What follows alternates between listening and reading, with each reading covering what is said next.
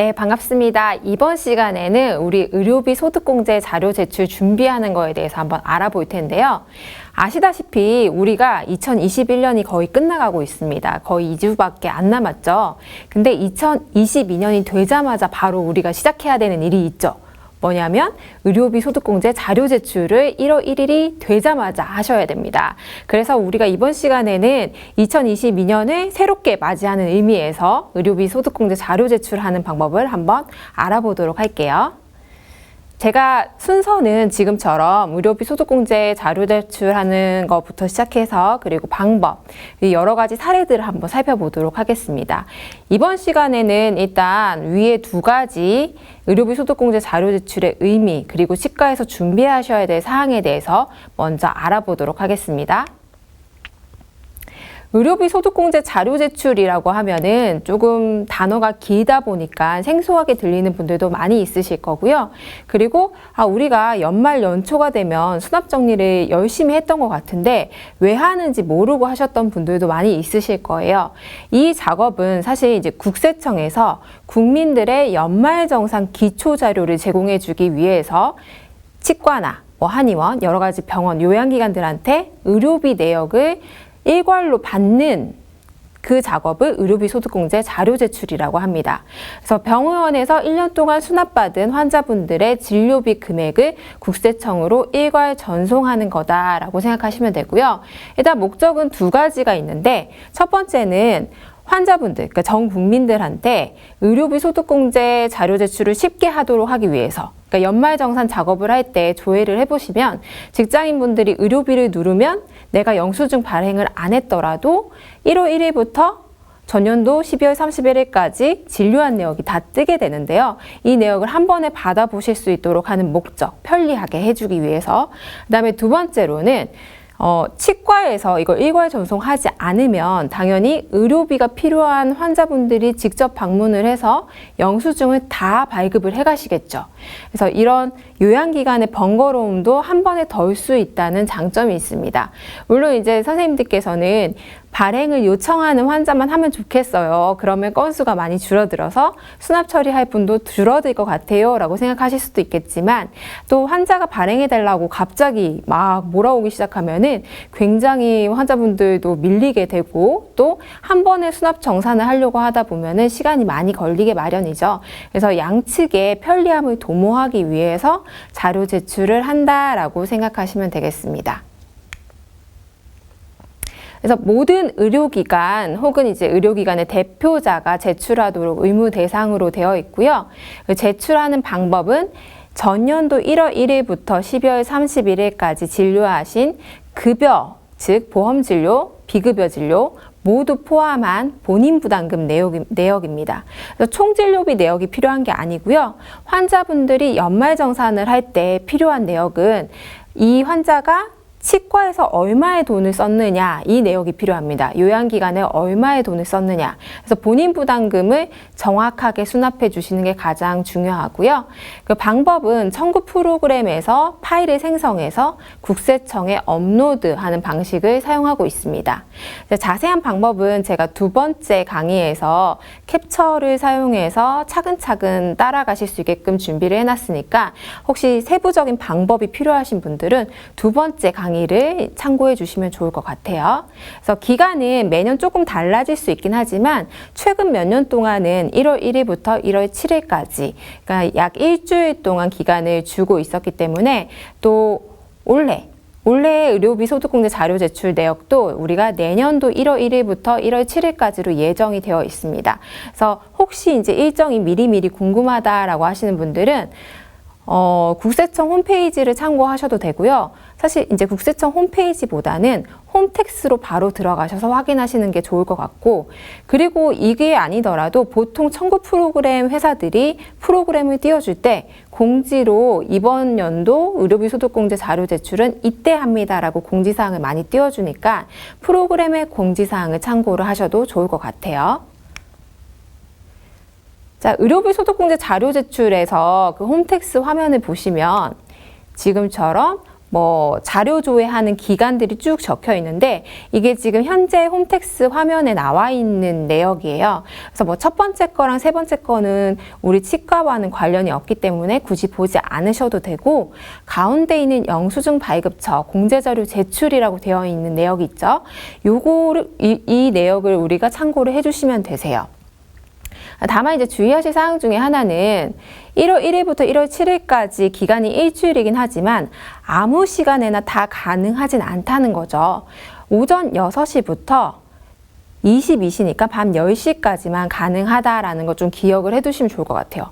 가끔 열심히 준비를 하셨는데 시스템이 닫혀가지고 밤에 못 보냈어요, 내일 다시 보내야 돼요 하는 경우들도 있고, 혹은 이제 닥쳐서 막 수납자료 준비를 하시다가 7일에 돼서 7일 밤 12시까지 보내면 되겠지라고 생각을 하고 계시다가 막상 이제 밤 11시, 12시쯤 되셨을 때 내역을 보내려고 보니까 안 보내지더라 하는 이유들이 이 10시까지만 오픈이 되어 있기 때문이거든요. 다행히 그래도 올해는 시스템 오픈 시간이 예전보다 늘어났어요. 전년도까지만 해도 오전 8시부터 22시까지였는데 올해는 6시부터로 앞으로 좀 당겨졌더라고요. 그래서 오전에 조금 일찍 제출하시거나 아니면 밤에는 10시를 넘기지 않는 시간 안에서 작업을 해주셔야 됩니다.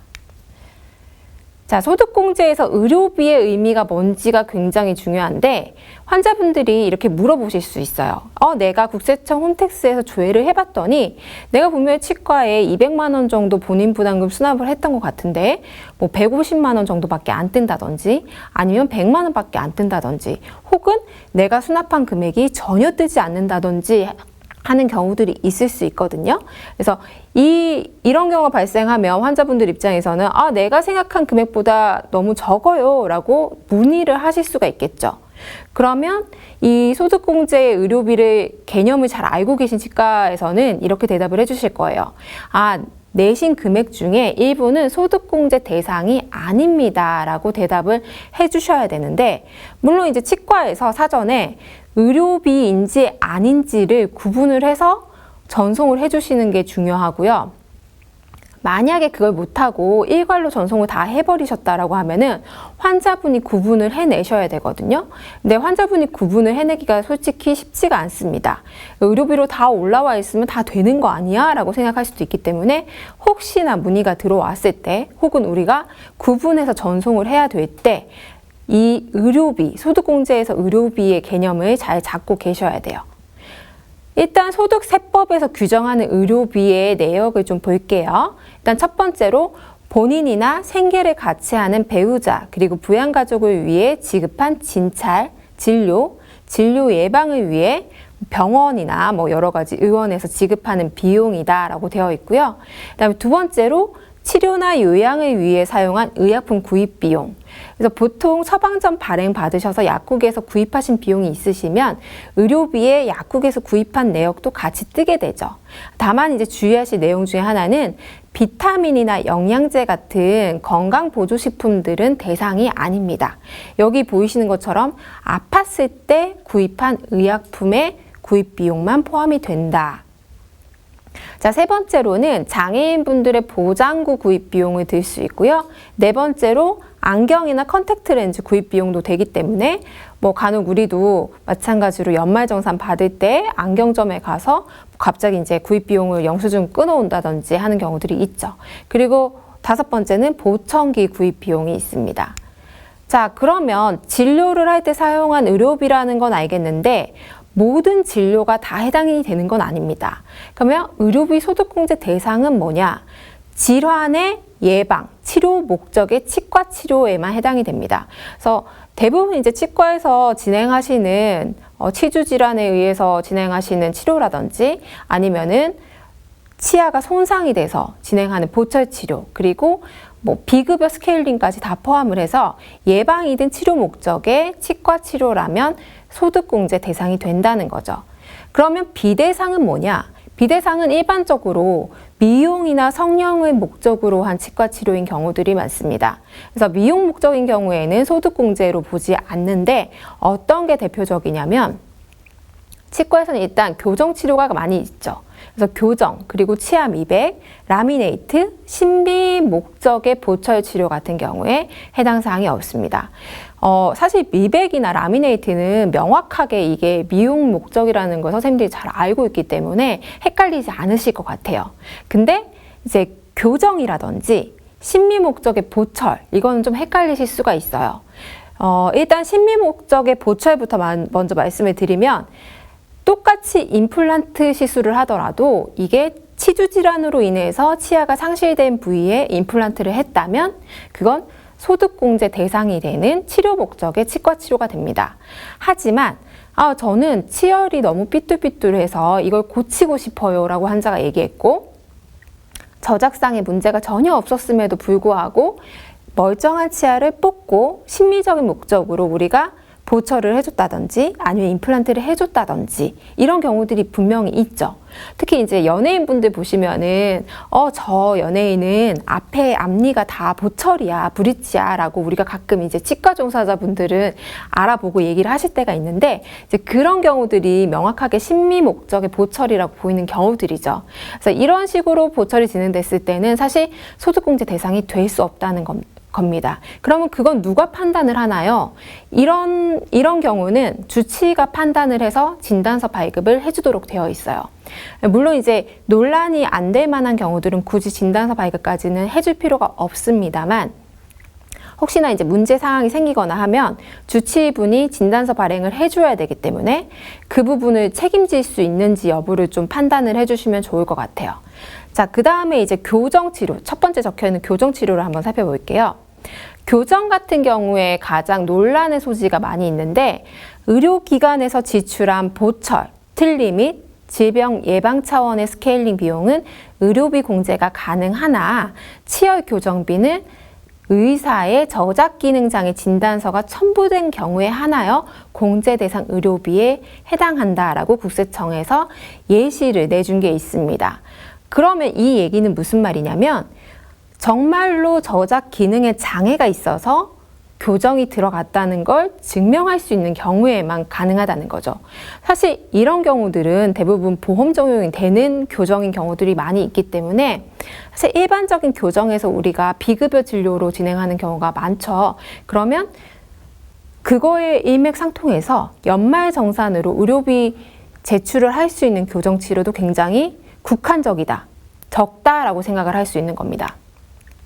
그러면 이제 아까 보셨던 저작기능 장애 진단서를 첨부해라 라고 되어 있었는데, 저작기능 장애 진단서에는 뭐가 있냐면 지금 보신 이제 6가지가 있어요. 그래서 첫 번째로는 선천성 악압면 기형으로 인한 악골 발육 장애, 그리고 두 번째 종양으로 인한, 그리고 세 번째 뇌성마비 등 병적 상태로 초래된 악골 발육 장애, 그리고 상악 앞니 전후 관계가 10mm 이상인 경우, 굉장히 오버젯이 심한 경우라고 보시면 되는 거죠. 그리고 양측으로 각각 1개, 편측으로 2개 치아만 교합되는 경우, 그러니까 거의 씹히는 치아가 없다는 게 증명이 되는 경우라고 생각을 하시면 됩니다. 그 6번째로 상악 앞니 정중선이 100mm 이상 차이가 나는 경우예요. 그래서 정중선 미드라인이 완전히 틀어져 있는 경우라고 보시면 되는데, 사실 이제 미드라인이 이 정도 틀어졌을 때는 제 생각에는 수술적인 치료가 같이 들어가지 않을까 싶긴 할 정도로 심한 저작기능 장애가 있다라고 생각이 듭니다. 자, 여기에서 이제 그러면 요렇게만 진단서를 내주면 환자한테 의료비 처리를 해줄 수 있는 건가요? 라고 이제 우리 선생님들이 환자를 위해서, 우리 원장님들이 환자를 위해서 생각하실 수가 있는데, 허위 진단서 작성을 하셨을 경우에는 면허 정지 혹은 취소 처분도 가능하기 때문에 이거는 정말 양심적으로 내가 굳이 환자 의료비를 위해서 면허를 걸 필요는 없잖아요. 그래서 양심적으로 이 내용을 확인하셔서 발급할 수 있는 사유가 있다라고 하시면 의료비 처리를 해주시면 되겠습니다. 자, 그럼 치과에서 이제 미리 준비해봐야 될 내용을 살펴볼게요. 일단 첫 번째로는 가장 중요한 내용이죠. 청구 프로그램에 환자의 수납 처리가 되어 있어야 됩니다. 간혹 보면은 청구 프로그램 상에서 수납 처리를 전혀 안 해두는 치과들을 볼 수 있거든요. 엑셀 파일에 별도로 이제 보관을 하시는 거죠. 물론 이제 지금 우리 치과 여건상 엑셀 파일을 사용해서 매출 수납 처리를 안 하는 치과는 없을 거라고 생각이 들어요. 혹은 별도의 프로그램을 사용하시고 있을 거라고 생각이 들거든요. 근데 이 별도의 장부가 있다고 하더라도 우리가 연말정산을 위한 의료비 자료 제출은 청구 프로그램을 통해서 하도록 국세청에서 과정을 짜놨기 때문에 우리가 청구 프로그램 상에 수납 처리를 안 해놨다면 다른 곳에 해둔 수납 처리는 다 무용지물이 됩니다. 그래서 이 의료비 소득공제 자료 제출을 위해서 청구 프로그램에 반드시 해놔야 된다는 걸 꼭 기억을 해주셔야 되고요. 수납 처리가 안 되어 있으면 당연히 의료비 자료 제출을 할 수 있는 자료가 없겠죠. 그래서 우리 치과에서 사용하고 있는 청구 프로그램에다가 환자의 본인 부담금을 꼼꼼하게 수납 처리를 해주셔야 됩니다. 자, 그 다음 두 번째로는 국세청 홈택스에 회원가입이 되어 있는지 혹은 회원가입이 되어 있다면 로그인이 가능한 아이디나 패스워드를 기억하고 계신지 확인을 미리 해두셔야 돼요. 간혹 보면은 이제 시일이 급급하게 닥쳐서 로그인이 안 돼서 애먹는 치과들이 많이 있거든요. 그래서 또 이게 1년에 한 번만 로그인을 하다 보니까 로그인을 예전에 했더라도 공인인증서 등록이 다 풀려 있다든지 바뀌어서 인증서 등록이 안 되어 있다든지 이런 경우들이 많이 있어요. 그래서 회원 가입이 되어 있는지 여부를 일단 먼저 확인하시고 그다음에 로그인 아이디랑 패스워드 잘 적용되어 있는지를 확인해 주시는 게 중요합니다. 자, 그리고 아이디랑 패스워드를 확인하셨다라고 하면은 인증서 등록까지 해두시는 걸 권장을 드리거든요. 왜냐하면 어차피 이 의료비 자료 제출을 최종적으로 하려면 공인인증서, 병원의 인증서 있으시잖아요. 병원의 인증서로 로그인 처리를 한번 해야 됩니다. 그래서 기왕이면은 일반적인 아이디나 패스워드까지만 알아두시는 게 아니라 우리 치과의 현재 인증서로 등록이 되어 있고 로그인 처리가 되는지까지 확인을 해주시면 좋을 것 같아요. 그래서 환자 수납 처리는 일단 첫 번째로는 정확하게 수납 처리를 해주셔야 되고요. 왜냐하면 환자가 본인 부담금을 얼마 냈는지가 의료비 자료 제출로 연결이 되는 거기 때문에 이 환자가 낸 금액이 100만 원이다. 그러면 100만 원이 똑같이 뜨는 게 가장 중요합니다. 물론 낸 금액보다 많이 나온다고 클레임을 할 환자는 없을 것 같긴 해요. 하지만 이상하게 생각이 될 수도 있는 부분이고 또 적게 잡히면 당연히 환자분이 나는 100만 원 냈는데 왜 95만 원밖에 안 나오나요? 라고 물어볼 수 있겠죠. 그래서 이 환자가 낸 금액이랑은 적어도 일치를 해야 됩니다. 자, 그 다음 두 번째, 의료비에 해당하지 않는 비용은 미리 제외 처리를 해두셔야 됩니다. 그래야 자료 제출 조회를 했을 때 제외 대상은 빠지고 제출만 되겠죠. 자, 공제 제출 대상이 아닌 비용은 어떻게 제외 처리를 하는지 일단 원클릭에서 먼저 살펴보도록 할게요. 이제 최근에 오스템에서 새로 나온 프로그램 중에 하나인 원클릭 같은 경우에 수납 창에 들어가시면 수납 상세 정보에서 공제 제외라고 지금 빨간색으로 보이시는 공제 제외 칸이 있습니다. 그래서 여기에서 여러 가지 수납 칸 중에서 제외 처리를 할 곳에 체크를 해주시면 되고요. 자, 그 다음 우리가 많이 사용하고 계시는 두 번에라 하나로는 알고 계신지 모르겠지만 마찬가지로 수납창에서 수납 상세 자료 조회에 들어가시면 지금 빨간색으로 표시해 둔 부분 소득공제 증빙자료 제출 제외라는 칸이 있습니다. 그래서 여기에 체크를 해주시면 돼요. 그래서 단어에 살짝 차이만 있을 뿐이지 공제 제외 혹은 이제 소득공제 증빙자료 제출 제외 둘 중에 하나를 눌러주시면 이 수납 금액은 나중에 연말정산 자료를 조회할 때 빠지게 된다라고 생각하시면 됩니다. 그래서 이 처리는 언제 해줘야 될까요, 여러분? 이 처리는 아까 우리가 의료비 대상이 아니다라고 배웠던 부분 있으시죠? 그래서 의료비 대상이 아니라면 미리 수납 받으실 때 체크 처리를 해두시면 나중에 따로 작업을 안 하셔도 빠지게 되겠죠. 자, 그리고 수납창에서 직접 처리하는 방법 말고 두 번째로 제외 처리를 할 수 있는 방법이 있습니다. 이 방법은 뒤에 이제 2강에서 배우실 텐데 우리가 의료비 소득공제 자료 제출을 이 화면에서 하게 되는데 마지막에 조회를 완전히 끝마친 화면에서 체크박스를 풀어주시면 제출이 제외 처리가 됩니다. 하지만 이제 환자분들이 1년치가 있다 보니까 너무 많죠. 그래서 여기에서 한 번에 제외 처리를 하시려고 하면은 굉장히 복잡하고 환자 이름도 찾기가 어렵고 하실 수가 있어요. 그래서 둘 중에 한 가지 방법으로 해주시면 됩니다만 일단은 수납창에서 제출 제외를 먼저 해주시는 게 가장 권장이 되고, 만약에 우리 치과에서 그 방법을 쓰지 못했다, 한 번에 처리를 해야겠다라고 하시면은 연말정산 소득공제 자료 제출하시기 전에 일괄 조회를 하신 다음에 체크박스를 빼주시면 이 자료는 빠지고 최종적으로 제출이 된다라고 생각하시면 되겠습니다. 자, 그리고 제가 아까 첫 번째로 이제 맨 앞에서 말씀드렸던 것처럼 국세청의 홈택스 아이디 그리고 패스워드를 확인해 두시는데 인증서, 우리 병원의 인증서로 로그인이 되는지 꼭 확인을 먼저 해두시면 되겠습니다. 자, 여기까지 해서 우리가 의료비 소득공제 자료 제출에 대해서 한번 알아봤고요. 두 번째 시간에는 우리가 방법에 대해서 한번 자세히 알아보도록 하겠습니다.